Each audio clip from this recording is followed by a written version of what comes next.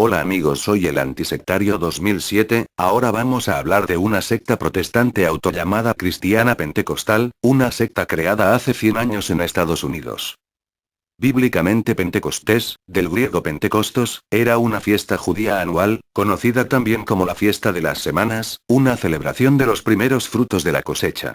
Se celebra 50 días después de la Pascua y es mencionada en el libro de Levítico, el cual dice, y el sacerdote presentará las ofrendas delante de Yahvé, con el pan de las primicias y los 2 corderos. Serán cosa sagrada a Yahvé para el sacerdote.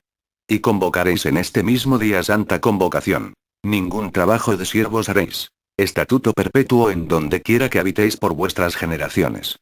Cuando segaréis la mies de vuestra tierra, no segaréis hasta el último rincón de ella, ni espigarás tu siega. Para el pobre y para el extranjero la dejarás. Yo Yahvé vuestro Dios. En el Antiguo Testamento la fiesta de Pentecostés originalmente se denominaba fiesta de las semanas y tenía lugar 7 semanas después de la fiesta de los primeros frutos. Las 7 semanas representaban 50 días. De ahí el nombre de Pentecostés que recibió más tarde. Era la fiesta de la cosecha y, posteriormente los israelitas la unieron a la alianza en el monte Sinaí, 50 días después de la salida de Egipto. En el Nuevo Testamento 10 días después que ascendió Jesús al cielo, llegó el día de Pentecostés, y 120 personas aguardaban unánimes en el aposento alto la promesa que Jesucristo les había hecho con anterioridad. Al cumplirse el día del Pentecostés estando todos juntos en un lugar, de repente vino del cielo un estruendo como de un viento recio que soplaba, el cual llenó toda la casa donde estaban sentados. Y se les aparecieron lenguas repartidas, como de fuego, asentándose sobre cada uno de ellos. Y fueron todos llenos del Espíritu Santo, y comenzaron a hablar en otras lenguas, según el Espíritu les daba que hablasen. En la antigüedad hay ejemplos históricos posteriores del don de hablar en lenguas. Irineo de León comentó. De igual manera nosotros oímos a muchos hermanos que poseen dones proféticos y que por medio del Espíritu hablan toda clase de idiomas. Pacomio, después de momentos especiales podía, bajo el poder del Espíritu hablar los idiomas griego y latín que jamás había aprendido. Agustín de Hipona mencionó. Hacemos todavía lo que los apóstoles hicieron cuando impusieron las manos sobre los samaritanos, invocando sobre ellos el Espíritu Santo. Mediante la imposición de manos se espera que los creyentes hablen en nuevas lenguas. Aunque no existen muchos registros o evidencias del derramamiento del Espíritu Santo durante la Edad Media, algunos autores mencionan que los frailes mendicantes hablaban en lenguas en la Europa meridional. Todos estos ejemplos desde la época de los apóstoles y de la Iglesia primitiva hasta la Edad Media con los frailes son historia puramente católica, pues históricamente la Iglesia católica es la única desde Jesús hasta la fecha. Los sectarios autollamados cristianos pentecostales hoy día tratan de identificarse con todos los hechos históricos pentecostales, cuando hasta antes de Lutero en el siglo XVI no había un país o rey cristiano que no fuera católico. Las iglesias autollamadas cristianas pentecostales tienen su origen de la iglesia cristiana evangélica. En 1846, 19 siglos después de Cristo, 800 cristianos protestantes de 10 países se juntaron en Londres para generar la Alianza Evangélica. William Booth, un ministro metodista, fundó la Misión Cristiana en Londres en 1865 que luego se transformó en el Ejército de Salvación en 1878, tomando una organización y estilo casi militar. Y así se dio el origen de la Iglesia evangélica. Las iglesias autollamadas hoy día pentecostales son derivadas de la evangélica casi 19 siglos después de Jesús también, y el principal fundador de esta secta fue Charles Fox Parham. Charles Parham fue afiliado a la Iglesia metodista. Parham se puso en desacuerdo con la jerarquía de la Iglesia metodista, y más tarde también se sacaría a muchos de sus seguidores por el estilo de adoración de la Iglesia metodista, la cual según él era no válida.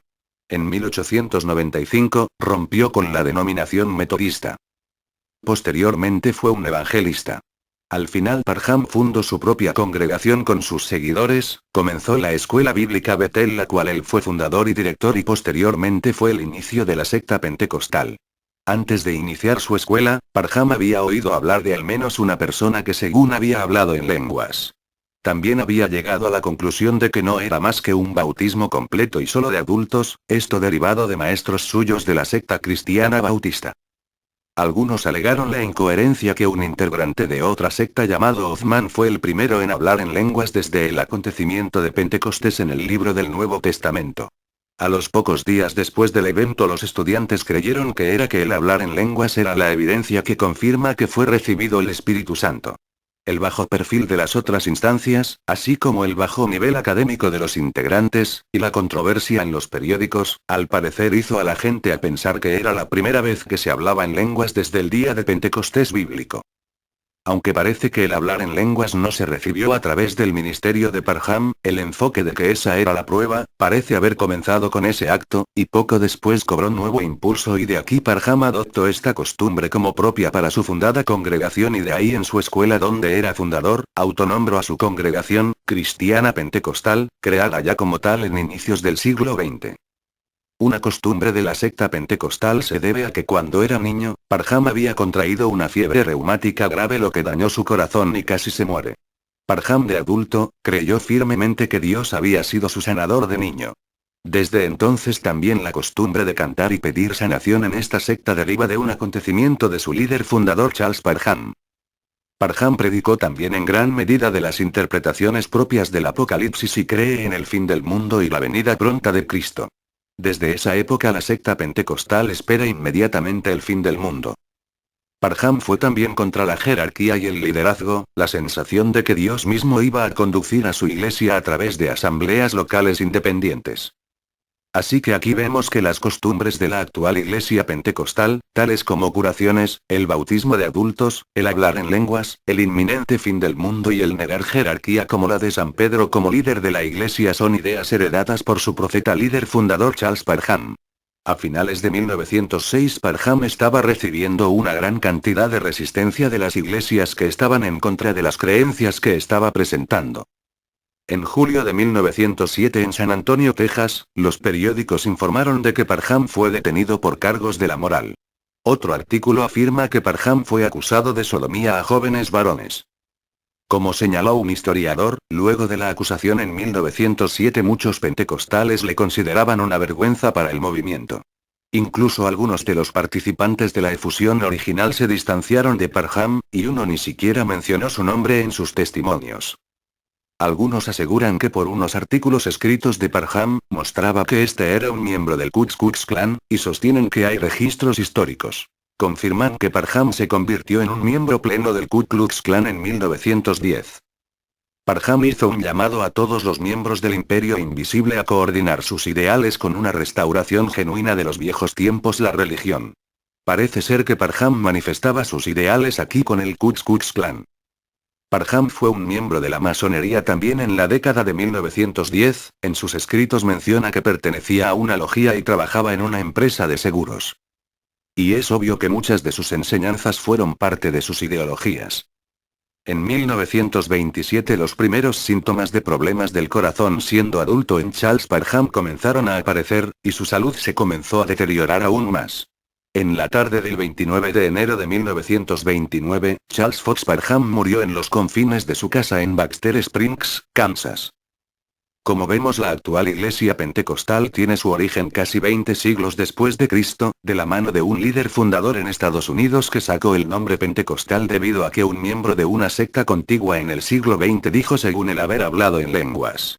Todas y cada una de las costumbres e ideas de la secta pentecostal vienen directamente de su líder fundador y tratan de referir que lo sacaron solo de la Biblia, lo cual es una completa mentira, pues es heredado de su líder profeta Charles Parham.